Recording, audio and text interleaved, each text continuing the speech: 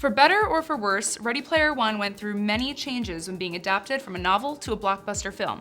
But were all the changes worth it? Hey guys, I'm Sam, and today I'm bringing to you 5 things that Ready Player One, the book, did better than the movie.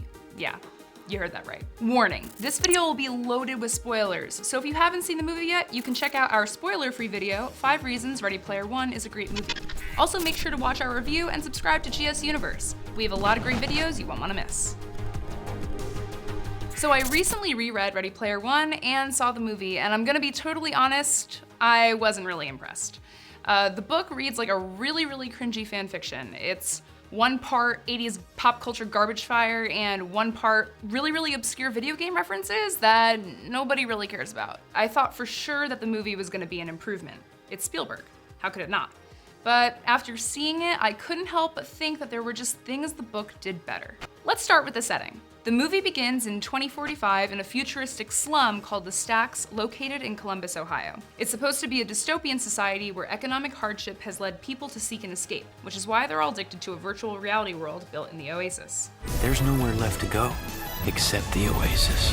Unfortunately, the world created on the big screen isn't nearly as catastrophic or apocalyptic as it is in the book. They still have internet, technology. I mean, in the very first introduction scene, we see Wade, he's wearing like a really nice plaid shirt, nice jeans, good sneakers. How do you get good sneakers in the apocalypse? Like, what's that like? In the movie, the story starts in Columbus, Ohio, but in the book, the movie starts in an extremely bleak Oklahoma City. I was jolted awake by the sound of gunfire in one of those neighboring stacks. The shots were followed by a few minutes of muffled shouting and screaming, and then silence. Gunfire wasn't uncommon in the stacks, but it still shook me up. In this version of Ready Player One, the entire society has crumbled due to a fuel shortage, which means the entire infrastructure dependent on gas transportation has disintegrated.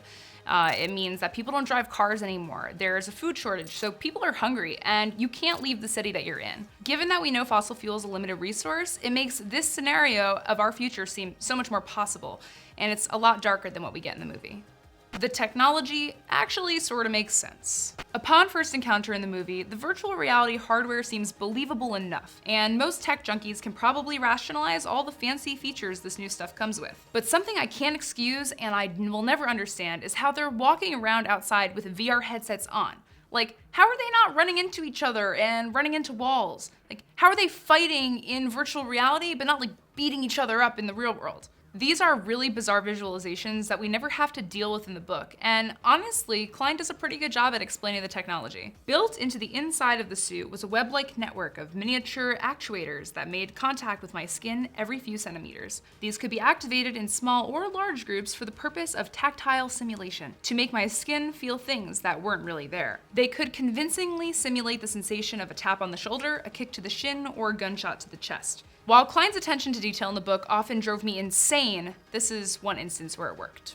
How about that extra life? In both the movie and the book, Wade acquires an extra life through one of Halliday's memories, but that's basically where the similarities stop. In the book, he's exploring one of Halliday's childhood memories at Happy Town Pizza when he happens upon an arcade cabinet of Pac-Man with a quarter glued to the top. Through deductive reasoning, he determines that he must get the highest score in Pac-Man, which is really hard to do. So hard, in fact, you had to play all 256 levels perfectly all the way up to the final split screen, and you had to eat every single dot, energizer, fruit, and ghost possible along the way without ever losing a single life. In the movie, Wade also explores Halliday's memory library. After placing a bet with the curator, Wade wins, and the curator, who happens to be Ogden in disguise, grants him a quarter, which is the extra life. While I realize that this is the film's attempt at us caring about Halliday's love, his life, and his feelings, this seems like a cheap trick to get us to relate to Halliday on some emotional level. But I honestly think the book version of getting the extra life has a bigger payoff. Pac-Man is an arcade classic. We've all played it at the bowling alley or the movie theater or even a pizza place. It's super relatable. We can all put ourselves in Wade's position in Halliday's memory.